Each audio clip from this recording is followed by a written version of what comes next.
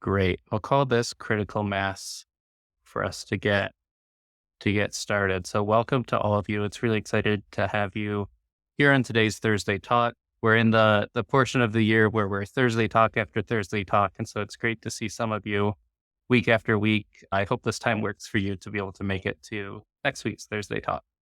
My name is Andrew Willoughby. I work on ConnexUs here at Search for Common Ground, and I'm very excited to host today. Today's Thursday Talk is called Localising Climate, Peace, and Security, a guidance note for local peacebuilders. Really excited for this discussion. We have an amazing panel of climate security and peacebuilding experts coming from Uganda, Zimbabwe, and Mozambique. Today's session also serves as the launch of a really exciting guidance note called Localising Climate, Peace, and Security, a practical step-by-step guide for local peacebuilders, produced by GPPAC and its members, and supported by UNDP. So we're really excited to have some of the authors today. We'll have some opening remarks to set the stage from Catherine Wong, UNDP team leader for climate and security risk. Then we'll go to Nobile Moyo, executive director of Voices in the Vision for Africa, Marian Akiteng, gender expert for the Center Conflict Resolution, and Borges Namire, an independent consultant for PROPAZ in Mozambique. With housekeeping aside, I'm excited to hand it over to Catherine Wong to set the stage. Catherine, over to you. Thanks so much, Sandra, and thanks so much again to ConnexUs for hosting us. So climate risk, one of the peculiarities about this topic is that the discussion of risk and risk assessments often takes place in places farthest away from where risks are the greatest. And I think the other peculiarity really is that a lot of the times when we are trying to address these risks in integrated climate and climate change vulnerability assessments, we tend to contextualize to different development contexts, but we don't ever get to actually addressing risks for conflict and fragility. And so that means we struggle to get to what climate action should look like in conflict-affected and fragile contexts, how we can make sure that climate change adaptation is robust in these same environments too. And, the question of how we can leverage Peace Code benefits in our climate work is also missing on. And this is important because it means that we cannot get to sustainable adaptation otherwise. In all things climate, like conflict, we know that context is key. So it's critically important to make sure that we are engaging with peacebuilding expertise and peacebuilding networks that engage also at a grassroots level with natural capital and livelihoods that are dependent on it and in turn are affected by climate change. So the stewardship of peacebuilding networks and experts of natural capital in some of the most complex and difficult places where we work is critical to informing climate security assessments.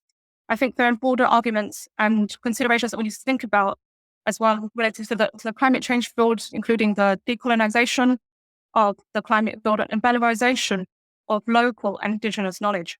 And so when we approached GPPAC a year and a half ago, it was with the question about how we can better engage local peace-building networks and expertise in climate security risk assessments. And we've been incredibly honored to work with them the last year, in addition to Voices in the Vision for Africa, VIVA, Zimbabwe, Conflict Resolution, CECORE in Uganda, and PROPAZ in Mozambique to test this approach.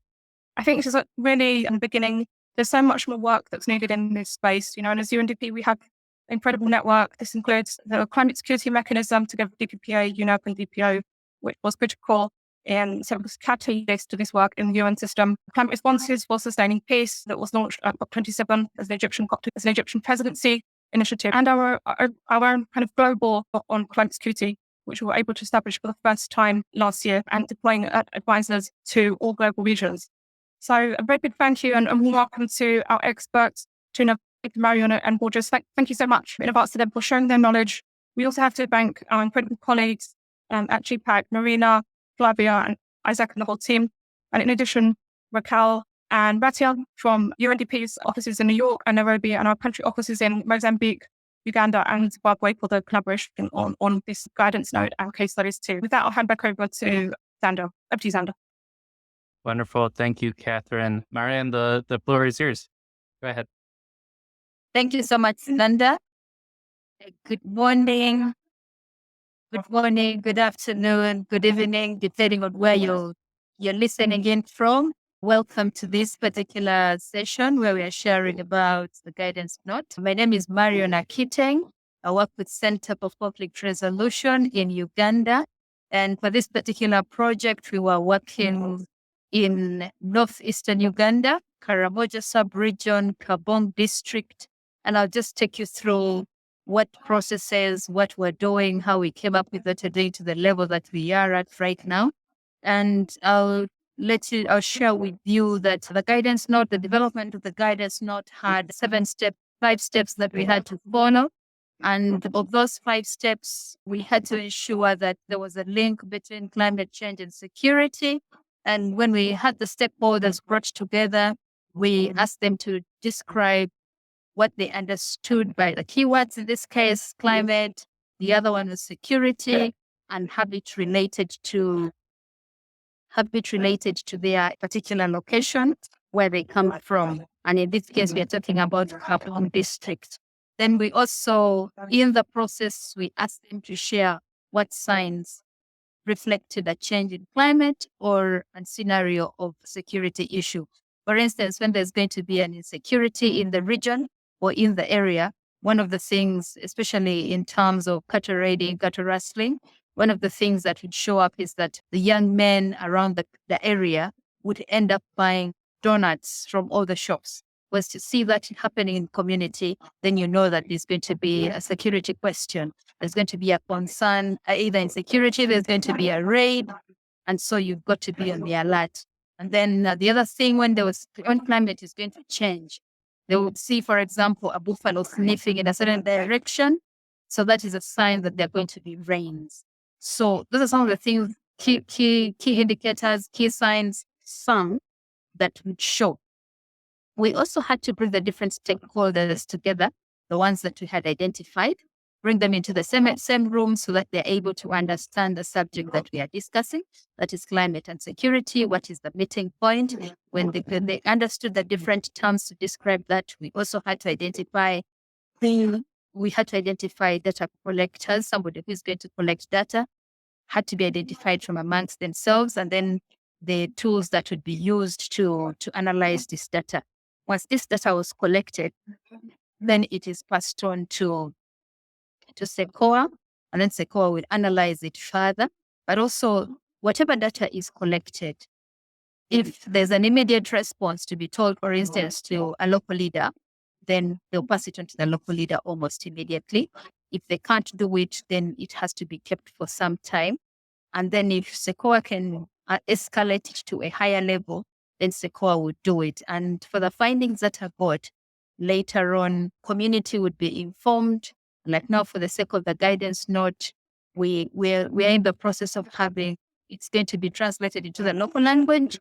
The key sections will be translated and therefore incorporated into the different plans that different stakeholders are going to use to be able to implement and address issues of climate change and issues of security in Kabong district and probably Karamoja sub-region as a whole, since some of these offices actually are regional in nature. Now, for instance, we had a scenario about last week where the elders predicted an incident, and the incident was predicted about 4:30 p.m.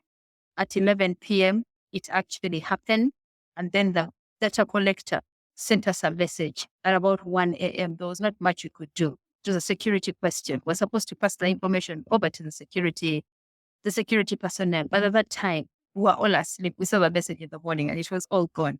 So how did we apply these 5 steps into the guidance note? All the information that we collected from the different stakeholders was incorporated into what we are going to consider as a guidance note for Uganda and Karamoja Kabong district in particular. Looking at how we mapped out, how we designed the multi-stakeholder process of developing and piloting this guidance note. What did we do? As CECORE, as Uganda, for starters, we had to look at the topic, which is climate change, and then the security. what is the nexus between the two. We looked at the sub-region, which is Karamoja and Kabong district. Looking at this particular, it's one thing to live in a country. It's another thing to understand a particular location that you're going to work with. When we understood what the geographical location was, we looked at the terms used in the project. What is the climate situation in Karamoja? What's the climate situation in Kabong in particular? What is the security stand in this area? What is it? So we identify the different issues that affect that region. And these include drought, hunger, insecurity, unemployment, illiteracy, proliferation of small arms and light weapons, gender-based violence, hunger. All these were put together. And when we put them together, we asked ourselves, who are the duty bearers? Who is responsible for addressing these issues? Then we outline all the different stakeholders who are supposed to be answerable to the community, to these people in this particular region. And we realize that the stakeholders be regional, national, district level, and lower structures. So that meant at the regional level, definitely the location of Karamoja is closer to the IGAD area, the intergovernmental region. We're also looking at the national, looking at the security situation. That means that looking at Ministry of Internal Affairs. We're also looking at early warning and early response arm, which sits in the Ministry of Internal Affairs. We're looking at the district level. We're looking at the community itself. And then we identified all these different stakeholders, the elders in the community who have a stake. Karamoja as a sub-region, the elders are really regarded so highly. So we cannot talk about a guidance note without their input. We are also looking at the difference in knowledge bases. The elders have their own source of knowledge, while the literates also consider their banking of knowledge differently. So we also had to find meeting points to merge, to bring together these two knowledge bases to be able to address the question of climate change and security issues. So once this is we brought them together to have the inception meeting. Then to us as Uganda, why is this relevant? Uganda is special. Uganda is interesting. We are a country that experiences different forms of weather. So one size does not fit it all. Karamoja is semi-arid, while the central part of Uganda is not exactly that. So when we are talking about climate change, the issues that can be addressed in central Uganda cannot be addressed in northeastern Uganda. So the need to incorporate the local systems, the need to incorporate the local measures and mechanisms for this particular climate issue and security was needed to be considered. And so the next question would be that what is the interest of other localities?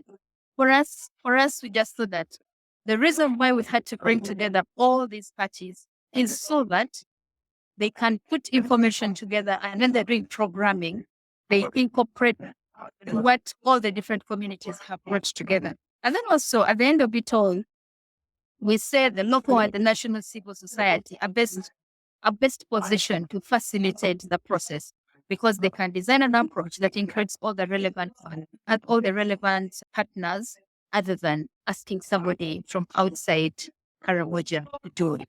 But once it's done from the root, once it's done from the source, once it's done by the owners, then they have a sense of ownership, and therefore we will be able to attain results in the process.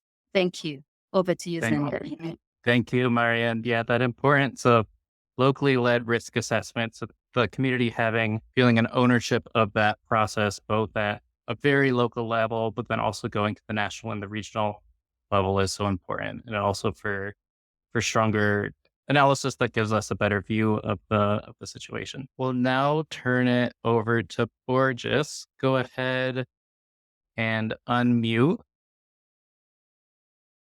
And I'll hand the floor to you. Okay, thank you. Good afternoon or good morning to everyone, to where you are listening me from. My name is Borges. I am a independent consultant with PROPAZ, which is a local NGO to promote peace and prevent conflict in Mozambique. So our study of localizing the climate risk and security in Mozambique has been conducted in the Mekofi district, that's Cabo Delgado province. So this is a coastline district. There are so interesting factor which made us decide to do it to do the pilot study in Mekofi. First of all, is that that region is a good sample for the rest or for the majority of Mozambique. It's a coastline district, so suffering a lot of impact of the climate events. And adding to that, Kofi is located in a ongoing conflict area. So I think a lot of you might know about the ongoing insurgency in the Cabo Delgado, which has displaced more than 1 million people now. So part of those people have moved from the district under conflict to Mekofi. So at this point, the population of Mekofi has doubled from something like 61,000 to almost 120 people. So putting pressure over the resource, both natural resource and the public resource. So to conduct this study, we did apply very different strategies. First of all, engaging with local government and the provincial government. Because of the conflict context in the Cabo Delgado, it was a bit difficult to get approval from the local government.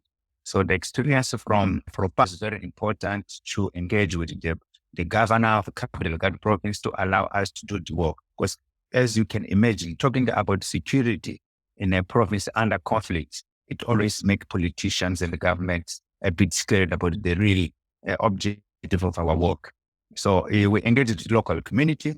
We collected data using different strategies from open meetings, applying a questionnaire, and talking to people in focus group, but also engaging the local community-based organization, working in the different areas, including in the health sector, education, the area which are important to understand the link between the climate change and the security on the ground. Also, maybe I should say a bit about Mozambique itself. Mozambique is one of the most exposed to climate change events. So, and in last 42 years, the government has registered a 15 drought, 20 floods, and 28 tropical cyclones. So you might have heard about a recent cyclone in the region, Cyclone Fred, that has made landfall in Mozambique twice. So Mekofi, being a coastline district, is part of the area which are first hit by cyclones. So in terms of what we have seen in Mekofi, first of all, is that the risk and the interlinkage between climate security and climate events and security was not so clear. It's not clear. This is one of the very first time that is conducted on the ground. So everyone, including the government officials, were surprised when we arrived there and said, okay, let's discuss what are the links that exist between the climate change and security. So this is very important because above all, it will open the door so that we can continue doing this assessment in Mekofi and in more districts. So what we have found on the ground, I will just highlight some of the most visible risks. First of all, is food security. Security is one of the biggest risks because of floods, cyclones, and the heavy winds and drought. It's reducing the soil's fertility to produce the food, but also it's destroying the food that has been already produced. For example, the Cyclone Fred, which has made landfall in Mozambique in February, it destroyed all the harvests from the last year. So bringing a hunger to the people. So that is a very high risk. And then it has potential to generate a dispute for livelihood means in the community. Also, a link to that, there's a risk of a conflict of land. So people are disputing access to the land for agriculture, but also to the best land for residents to fix their houses. Because people use it to live and continue living in the lowlands, which are vulnerable both for floodings and to winds. And now realizing is that the frequency of the cyclones and the intensity of it, people tend to need to move to highland. So it raises the issue of conflict over land in the community. Also, there's a risk that the climate change might exacerbate the already existing ethnical conflict in the Cabo Delgado. In the Cabo Delgado, we have a three main ethnic group between dominant and non-dominant groups. So the dominant group will tend to move to occupy the best lands to those who are not dominant and exacerbating the conflict related to the ethnic issues. Also, we have an issue like related to public health risk. So climate change are generating diseases and epidemics like cholera, diarrhea, and malaria related to the poor hygiene in the community, but also to the multiplication of a mosquito, which is the generator of malaria. So doing this assessment, and I'm finalizing now, this is very important. First, to advise the government and stakeholder partner about those risks. We have met with the government already to present our result and discuss it. They found it very relevant and very important. And I hope that this will be useful so that we can continue conducting. This is not a conclusive research, but it's a very important step toward that. And thank you very much. Thank you, Borges. I'm going to move us along quickly to Nobile. The floor is yours. Thank you. Good evening and good afternoon to everyone from wherever you're joining us from. It's a pleasure to be speaking to you on this platform on such an exciting initiative that we've just gone through. Only just has the capacity to revolutionize how we view climate and security issues in terms of that particular nectar. I think for me, I'll speak a bit also on some of the key issues that took place in Zimbabwe, but also jump onto some of the technical and other issues that the ripple effect is had beyond even the local context that we are working at a more regional and even continental level, and how then the potentials of what this may be happening and some that are already happening currently. And I would like to start off from pointing out some key issues in terms of like how then this particular process, its guidance note, and how this process has enabled the potential that it has shown in this short space of time that it's doing.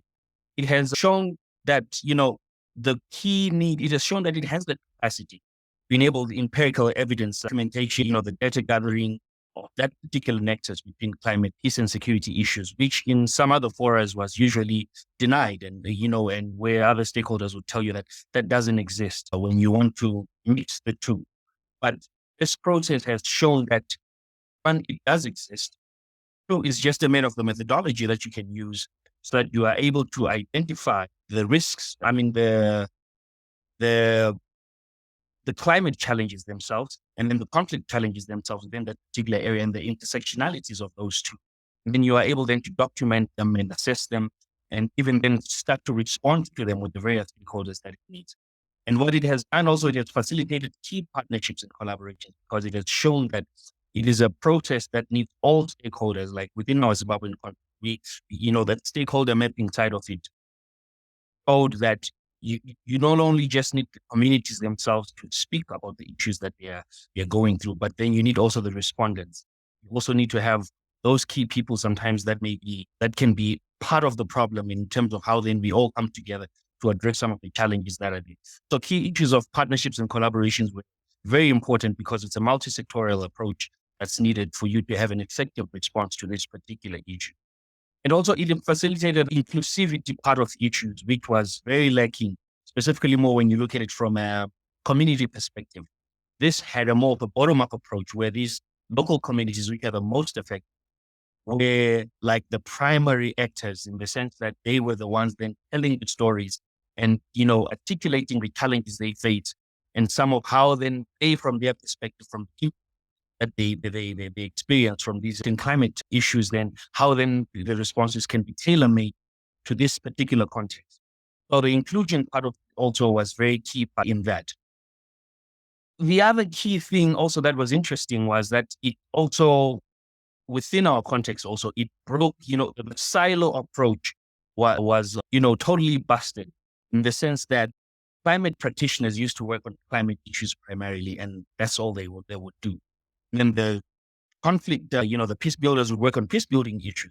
But then this particular initiative initiated that process where then both were working together for a common cause, common goal, in fields which were ordinarily not even viewed to have any relation. Then, of course, it had its own challenges, where from a terminology issues and then the specificities of how, when you speak of climate issues and peace and security issues, how you merge the two. So there was that space where we needed then to harmonize some of the terminologies, harmonize some of the processes and see how then best we can work together.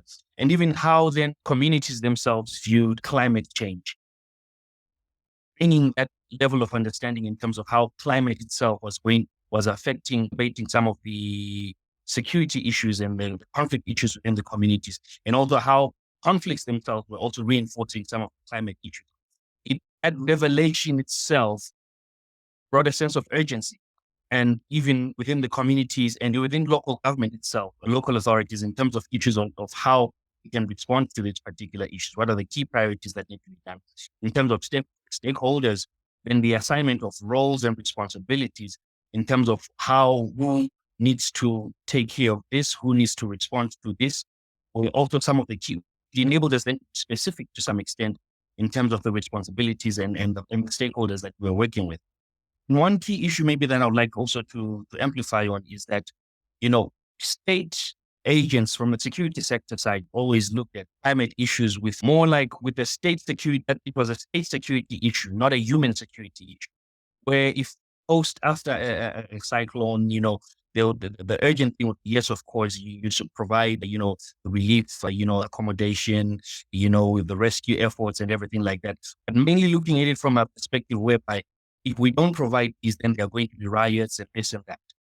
Then the practitioners, like the climate experts and the security practitioners like us, then would approach it also from a human security perspective. But then one of the key things that came out was that there was a need from both sides, from either side, to have a balance of both the state security side of issues and the human security approach, because the neglect of just either of the parties just having more of one and less of the other was potentially something that could not in the immediate, but in the near future also increase the risks of the vulnerabilities within that area, affecting the peace and security of that particular space.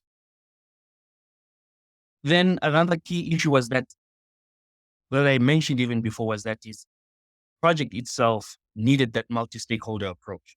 And beyond even the local stakeholders, what it has done, as I speak even with you right now, in the process of an AU meeting, that when they saw this particular project that we're working with, because we also coordinate the early warning system for the Southern Africa region for AU Commission, they were so interested in this because they themselves are also in the process of trying to figure out how best this nexus in climate and security, because they are realizing, but they were not sure how best to approach it. So they actually then invited us on the basis of this particular project, come and participate in putting together a report for the AU commissioner, who's then going to, in terms of how this nexus is, what kind of methodologies can be used, who are the stakeholders and all that. Then from that, then action plans at a continental level can then.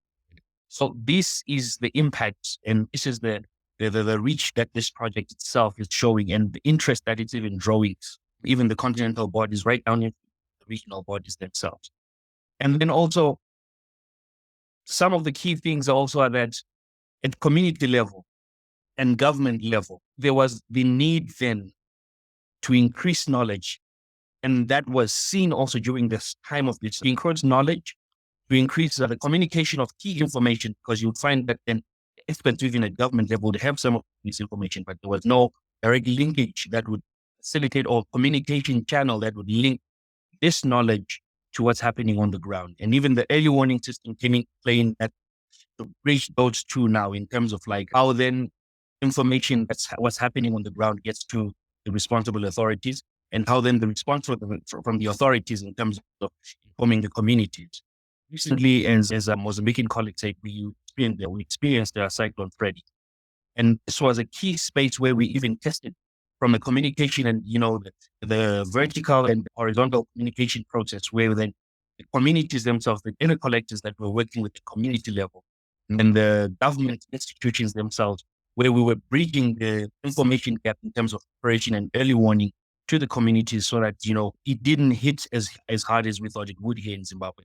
But then what was interesting was that communication and the knowledge that was generated even from the communications from both vertically from government downwards and both from the communities themselves up to government in terms of where there's been floods, where, small artisanal miners' shafts have caved in and people need to be rescued, was very efficient. And then this was an added relief even to government, also to the local authorities in terms of that these key actors were now adding value and even impact in terms of data sharing and information sharing. And then from a potential, as I said, even from an AU perspective and even from early warning side of issues, that it has enabled specifically also to identify the indicators which were from an early warning perspective. We were also eager then to find out what are the indicators that are more specific to climate. Because from a conflict perspective, they were pretty much there, but we needed to figure out more how on the early warning system, what kind of indicators do we need? Yes, we have those at a localized level, but we also have to look at it from a perspective whereby what we are in the process of looking at now is that from a scale perspective, you might find that the indicators that we may be using at a local level may need to be changed a little bit if we're going up the scale, if we're going to go continental or if we're going to go regional. Even at continental level, will then the same picture that's needed to inform whether it's the early warning side or the regs or even the continental audits from a policy and practice side. Is it going to still be painting the same picture? So this is one of the things that we're also engaging with the various experts and the development partners and even the AU also a team in terms of like authenticating and seeing what we've been able to bring out from this particular project itself. So even in those areas, one key thing as I close is that even in areas where there is no early warning, what we had to make sure was to say, okay, what do we do in areas where there is no early warning? What we had to make sure was that each and every space has a communication channel they have. And what's important is to be able to, one, map how the communications go and then remodel them to suit the purpose of what we would want to come out within this specific climate security context. That means then we have to look at whether for our communities in any space, regardless of whether it's Zimbabwe or anywhere else in the world, communicate with government officials. Then we see how we can bridge the gaps, how we can make them more efficient, how we can capacitate them to have a fluid communication and flow of information, data collected and sharing amongst the stakeholders. And one key issue maybe that I was about to forget was the indigenous knowledge systems. Key thing that government then saw was to revitalization of the indigenous knowledge system, which was steadily slipping, but were key and were even a big issue, even at the continental meeting, as I was saying, that where I'm at right now, where indigenous knowledge systems, a key part that needs also to be integrated into the scientific and also the new tech that's there that we are using in terms of climate security issues. Ladies and gentlemen, I think I'll stop here and lots more to share, but I think we'll add more as we go. Thank you. Thank you so much. And thank you to each of our speakers, both for your work on this invaluable resource and the guidance note, but for joining us here today and for sharing your thoughts and expertise with us. I'm going to shift us over to a Q&A/discussion portion. I am going to be selfish and ask the first question, partially because I know this is going to come up in a lot of people's minds right now, but thinking of this guidance note that you all have put so much work into, how do you plan on people using it? If I'm working on sort of a local project and I'm sent this guidance note, what do you hope the reaction is and how people can integrate it into their work? Not sure who wants to tackle that question first. Well, I'll be able to jump in. Go ahead. If it's okay. I think the interesting thing about this, it's very practical, just as we had intended it to be. So any community can model it to their own context. But the key issues are the clarity in terms of what the outcomes they are needed to be within the particular perspective, because it's a mixture of climate and security issues, right? But the training of the communities themselves in terms of how to use the guidance note is going to be very key. I think the dissemination part of this particular project is going to be very central in terms of impact that it's going to have, in terms of how then we capacity build the potential users or those that intend to use it in the various sectors. What's very important is that you have to have a good understanding of the conflict issues within your context and the climate issues within your context so that you can start then to create that nexus and draw the dots in terms of issues that are connecting from the climate and the conflict side. Then it can enable you then to identify your stakeholders and the various other, technical side of issues is that. But it's a very simplified system that needs just also time and dedication and to resource and capacitate those particular spaces that may be in need of it. But very easy to use, very user-friendly, and can be modeled to any community. Thank you. Thank you. Mariana or Borges, do you have you want to add anything to that? Thank you. So I was saying that if you allow me, I will maybe just bring an experience from what people in Mekofi told us about the guide notes. And we did hold a couple of days ago a meeting with them to discuss the final version of the guide note, but also the outcomes of our study. So we had the local people from community-based organization, we had the government officials. So in common, what they have told us, oh, look, this is opening eyes for us. We were here living with this situation, but we never realized it. What is the relationship between one and other? So they gave us example for population in Mekofi, which is a coastal district. They produce salt. So they have to cut mangroves to produce salt. And then by cutting mangrove, this allows flooding to the community. Also, mangroves also help it to stop as a barrier to the weed. And then they are fighting with the government. So government is telling them, no, don't cut off mangrove. But they want to cut because this is how they produce salt in that area. And the guide note helps to explain what is happening there. So they were so happy.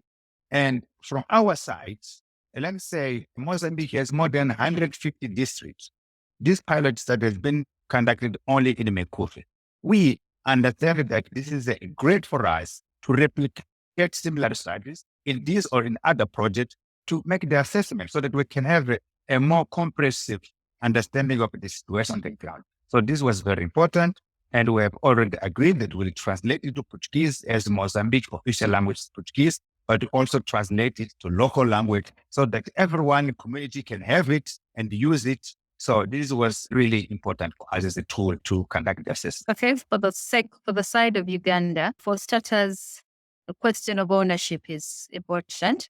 I will top up what Ngobile has already said, that training the local communities, making them know what the guidance note is all about is important, is key. Once they know, then it's easy to work around it. And the fact that we also worked with the local leadership, then the local leadership can include it into its programming. Every time they probably do an annual plan for the districts, then they're going to incorporate issues that were raised in the guidance note and be able to work together with the local structures that are in existence. So that way, we will get different people working. And so, like Ngobila said, this can be used in any community. So any community that starts up or that develops a guidance note, as long as there's a sense of ownership by those that developed it and participated, then it's easy to have it executed. And then, of course, key also is translating it into the language that they understand best. So, for instance, in Uganda, we have about 56 dialects. So we can have 56 versions of the guidance note, depending on the locality. So in this particular one, it's going to be in Karamojong. And so the people of Karamoja, as long as somebody can read the local language, is able to read and interpret it. Thank you. Thank you all. The questions are starting to come into the dashboard. I'm not sure what to call it. But before that, I want to hand it to Shireen to share an experience from her end. Let me find you. There you are. Floor is yours. Yeah, I made it. Thank you so much. I think this is very interesting. I learned a lot. Thank you so much for the preparations and the guidance note. Let me start also to elaborate on the questions that you've raised. To shed light from MENA, I think now we are in a better position to say that even the usage of climate as a terminology, we see it now widespread among CSOs or in the media, among different stakeholders. So presence of climate is there. Second, the knowledge. Now we see also there is an increase in the perception of what is climate, the relationship between climate, environment, and vice versa. Now what is needed is how can we actualize and operationalize this kind of a guidance note among relative stakeholders like CSOs who work on climate, on peace, on gender, on youth. And this is the exact thing that is needed, how to localize this localized guidance note. Just to give you one example, I was working on mapping of peacebuilding initiatives. And it's there that we see what role of that grassroots do, not only civil society, unregistered, just ordinary people in their homes. What do they do in terms of the role that they play in grassroots at the issue of climate change and how they see it in terms of security? How small things like even the degradation of maybe the irrigation, the agriculture, the sewage system, the solar. So different things that are part of the daily lives of people in rural areas and the impact that they have among people and how in the aspects of the lack of institutions, like in Lebanon, for example, in conflict areas where we see like lack of state building, lack of rule of law, lack of accountability. And then when you see like the local community is actually building up to bring out this issue of climate. Now, with this guidance note, I think it can make their life easier. Why? Because once you can build up and know exactly what kind of indicators you can have, what kind of tracking, like if we can also build up like an ITPP, a tracking system to follow up to see like what kind of indicators are there, how we can monitor this. I think these are things we need also maybe to build up in community work. Last thing I want to share is that at the regional level, as PAC, which is part of the GPAC, we have our priority item in terms of the climate security, and we're also linking it with mediation. We're trying also to bring out the issue of mediation and how to bring out the skills on how to link it up in terms of peace. Also, at another level of a feminist organization, we're trying also to raise this awareness of the climate security. Maybe sometimes security is not being linked very well, but maybe we can have this guidance and we can translate it into Arabic and try to also to spread it in MENA. Thank you so much for this opportunity and work. And thanks also to Marina. Thank you, Shireen. I have a question from the US from Patricia. Patricia, are you here to ask your question? If not, I can read it. Thank you for taking my question. No, I'm working on specifically the nexus of climate change, resilience, food security, agricultural adaptation, and national security. So my question was like, how do you make the argument, being from a developing country, in this case Mozambique, Uganda, etc., to the U.S. policymakers, the importance of investing and paying attention and what's going on in these countries and increase investments, etc., because it has an impact on the U.S. national security. Thank you. Thanks. Thank you, Patricia. Burgess, do you want to take that? Yes, thank you. Okay. Hope you can hear me. So I think Mozambique, because of its geographical location, is a very important country. You know, it lies over the Indian Ocean and Eastern Africa, and it has sharing borders with more than 6 countries. So Mozambique, what's happening in Mozambique will affect the inland countries, the landlocked countries, both in cyclone, but also in terms of impact of that cyclone. As we can see now, if you allow me to make this, to bring this example, we see that because of the conflicts in the Cabo Delgado provinces, where we have several countries which deployed troops to Mozambique to help it fighting the insurgency. Because if we leave it developed in Mozambique, then it will have a spillover to the neighboring country, but also the issue of displaced people, the refugees to other countries. But also, and the most important, we must say that Mozambique is one of the less contribute to the climate change causes. Because we are not an industrialized country, we are a poor country, we don't produce a lot, but we face the consequences. So I think this must be of a global interest to see what is happening in Mozambique and how to learn from Mozambican experience and how to assist. And one last example, which I would like to give, and this is a fresh information. We saw that the cyclone Fred, which made the landfall in Mozambique. So it was more severe in Mozambique than in Malawi. In terms of impact, it had more impact in Malawi than in Mozambique, because Mozambique has already accumulated experience on how to handle this issue. in terms of trying to build resilient houses, trying to build houses in the more safe places. While in Malawi, people, this is a very first experience. So there's a lot to learn from Mozambique, but also there's a lot to help in Mozambique. So I think this is contribution that can be found here from this side. Thank you. Okay, I'll go next. I'm thinking how best to respond to this question, but in terms of how do you make an argument to the US? Sometimes experience is the best teacher. Maybe if somebody from the US comes to this particular region and has an experience of what actually happens or goes on back here, they'll be able to place a better argument for investment in whatever it is they're interested in. You see, sometimes when we talk about, let's give an example of disease. If we talk about HIV/AIDS, it may sound something that is far off. But when it comes home, it makes more sense.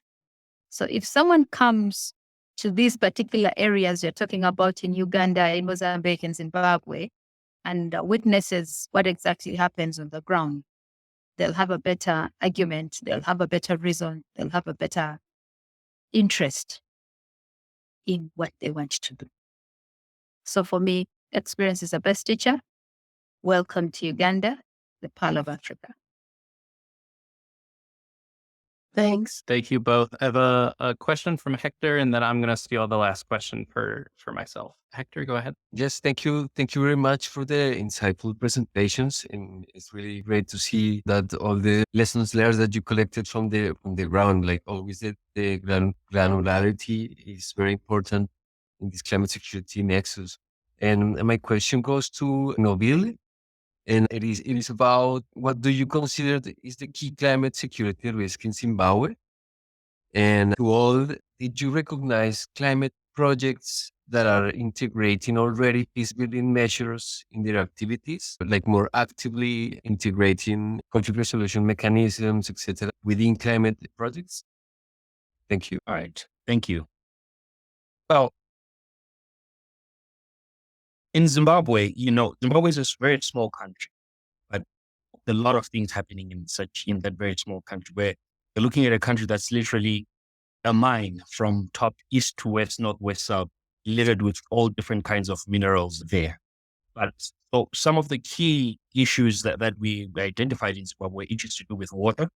We've got prolonged droughts, water shortages, and issues of, sometimes governance issues in terms of of these rich minerals that we have, gold, diamonds, which are sometimes a source of conflict and the interaction that happens between that. And the third one is the issue of land issue, the land issue within the country, because we're very much an agro-based economy also as much as we have the mining side. So the interaction between those three, it has been very key in terms of how it exacerbates the other. Firstly, then we can talk of issues of, long droughts and the ripple effects that it has in the communities in terms of insecurity, and that also sometimes leads to issues of increase in crimes and, for sustenance issues. And also communities now have to cut down trees, to sell, whether for logging or for energy, and the impacts that it has on the climate. And also you look at it from the mining side, where you have this, 60% of our gold, for example, is produced by small scale miners, but these are illegal miners that mine the gold in an environmentally unfriendly manner. So you can imagine the impact of that. And sometimes you find that when gold is found in agricultural land, and because they do strip mining, it has that impact where it affects also even now the food security side, because it turns into a violent conflict where the small scale miners and farmers are now fighting over that particular issue. And then from a governance perspective, then the laws that need to govern these sometimes are not yet very much in place. A lot of our laws are still those that were from pre-colonial times, which I think then some of the recommendations that we need to upgrade them so that we can look at how then from an empowerment and opening up the space for locals also get into the mining sector, because it's a very intensive, very expensive sector. But from the peace building side, what we've seen is that sometimes government itself, through its initiatives where it's now supporting, pushing communities from those things. We have various initiatives, such as I can give an example of, we've got what's used to be called the presidential input scheme. Presidential input scheme kind of it subsidizes, it brings seeds, builds water dams also for agricultural purposes. It gives fertilizers to subsistence farmers, small scale miners, and even the commercial farmers also, to kind of cushion because of the some challenges that we have also based on some of these things that we have. And also bear in mind, we're talking of a country that's under economic sanctions also. So to cushion that, because it was worsening riots in terms of food. There's a time when Zimbabwe was having high riots because food price increases in foods and people couldn't afford, high unemployment because industries were shutting down.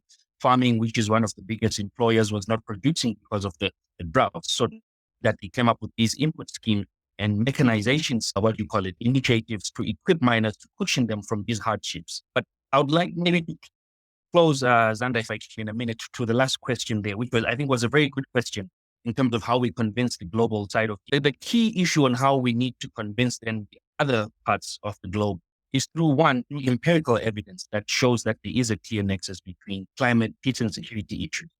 Because even EU Commissioner here acknowledged that there is resistance. But that resistance, we have to understand it from a geopolitical system, in that sometimes the acknowledgement of that other countries that may not be feeling the impacts is that responsibilities that comes with acknowledging that. Because we're now looking at issues of such as polluter pays kind of system where, Africa is the least polluter, but it's the worst affected. So with some places acknowledging that, it means then they are assuming more responsibility in terms of how then they have to compensate for that. So that denial or that lack of acknowledgement based on those issues, but how we can counter that is just to come up with empirical evidence that is undeniable through such initiatives and through these guidance notes that go deep into the local communities and bring out these nuances from a local perspective, the global forums also. Thank you, Nobia. What we're going to do is one more question, sort of last thought for Porteous and Marianne. In your email today, you'll get a link to the document, a follow-up. If you're interested in this process of the guidance doc and want to connect more closely with GPPAC, we'll share out the email for that. But for Porteous and Marianne, the last question, for local peace builders that know they want to make a difference in their community, in their area, and see, all of these great things that have happened elsewhere, but don't know where to start. What's your advice to them for sort of that first point of how do I even get started in this process? I'll let whichever of you wants to go first on that. Go ahead. Wow. Okay, for the local peace builders, Zanda, you put me on the line. I'm sorry. When the local peace builders are wondering where they should start from, is for starters, what are the issues in your area code? What are the main issues in your area code? Who are the key players in those issues? Once you know who the key players are, then you bring them together and ask, how can we deal with this? So what's key? Know what the issue is in your area code. In this particular case for us, the sub-region was Karamoja. But now if we said we went to southwestern Uganda, we'll probably be looking at a district called Kasese that experiences the riverbanks bursting. So that should be the issue. And so who are the key stakeholders in that in relation to water, rivers, natural resources, potential causes, and then those are the people you put to play. So start from the issue and the key stakeholders. Then you can roll. Yeah. Perfectly put. Porteous, do you have thoughts on this? Yes, sure. In a country like Mozambique, there's everywhere to start because the problem is so huge and there are less people who try to fix it. But putting it on the benefit of other people who are following us, I think the best place to start from is the community. We must always start from the community, the bottom, and go there and listen to the people, listen to the problem of people, and then with the people try to find solution. Builders have a theory, have tools, have access to multi-stakeholder supporters, but local community, in the community, local people, they have problems. So I think the best place to start from is going to the community to assess what is happening. And this is what we have done. We went to Mikofi to talk to the community to assess the problem, and it did work. So I believe can work everywhere. Thank you. Thank you. Nobili, I'll hand you the last question as the last word for today. Thank you, Xander. I think what's important now, even not only just for peace builders, if I can even expand it, the burden now is that both peace builders and climate practitioners need to expand their knowledge and scope in their work, extend to the other. Also by partnering and collaborating to then gain more deeper understanding and the relationship in the two, so that then these can be easily then disseminated into communities. But not only just communities, but then also development partners and governments also need to play a big part in terms of supporting and creating an enabling environment, so that this particular, because this is almost like a new space that's emerging, which is very key, but that needs to be supported so that more knowledge is generated, more clarity is generated, so that the responses are more accurate. And, it's a practice that's really starting. So it needs the support all the support it can get, because climate issues are taking place very rapidly. The conflicts are increasing very rapidly.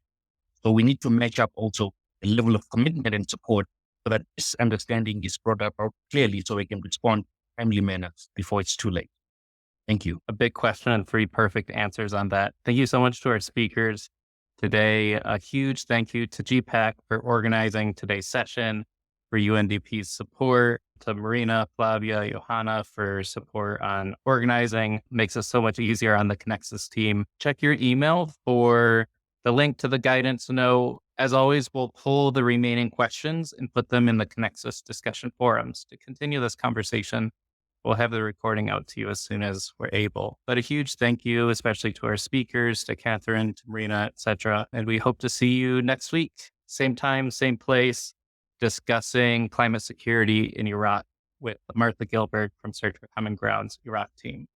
You'll see more in your email on that. And we'll see you next week. Thanks, everyone.